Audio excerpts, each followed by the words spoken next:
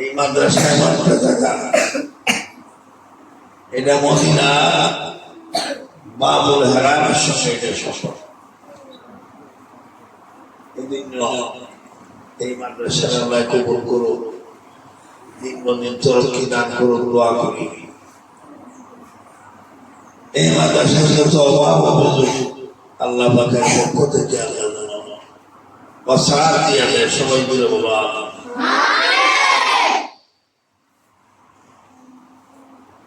তোমাদের আখলাক চরিত্র সব বিকট এমন হবে যেটা দেখার জন্য মানুষ বাড়ি ঘরে অজু করবার বিশ্বাস রাখবার সাথে বিশ্বাসের সাথে সম্পর্ক রাখবার। বিশ্বাস করলে চোখের জ্যোতি বাড়ে, চোখের পাওয়ার বাড়ে, দাঁতের বয়স বাড়ে। এই জন্য বিশ্বাস করার চেষ্টা করে। আর মা বাবার সাথে ভালো ব্যবহার,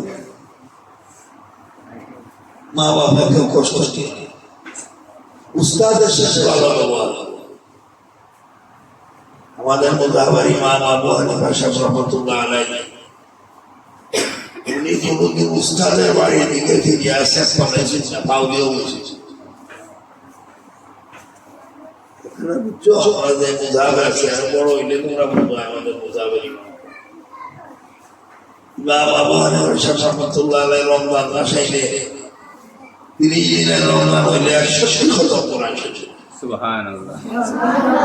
প্রতিদিন দিনের বেলা সকাল থেকে বিকাল পর্যন্ত এক খতম, 30 দিনে 30 খতম দিনের বেলা। প্রতি রাত্রে তারাবির নামাজের পরে তাহাজ্জুদের নামাজের মধ্যে ফজরের আগে আগে করতেন এক খতম। 30 সাথে 30 খতম, 30 আর দিনে 30 কত হইল 60। আর সারা রমজানে তারাবির নামাজের মধ্যে এক খতম, 100 খতম কোরআন শেষ। তিনি আমাদের মুজাহির, তিনি আখলাক ছিল উস্তাদের বাড়ির দিকে ভাউজা বসে আছে বলে এদিন তোমরা আখলাক করবাই, উস্তাদানে কেরামের খেদমত করবাই। ছাত্রীরা যারা তোমাদের শিক্ষিকা যারা তাদের সাথে খুব ভালো সম্পর্ক রাখবাই, শিক্ষিকাদের সাথে ভালো সম্পর্ক রাখবাই। এই সমস্ত মাদ্রাসাগুলা এলমে দ্বীনের মার্কাজ। এই মার্কাজ থেকে সহি আখলাক ওয়ালা ছাত্র তৈরি হবে, তার মধ্যে আদব আছে।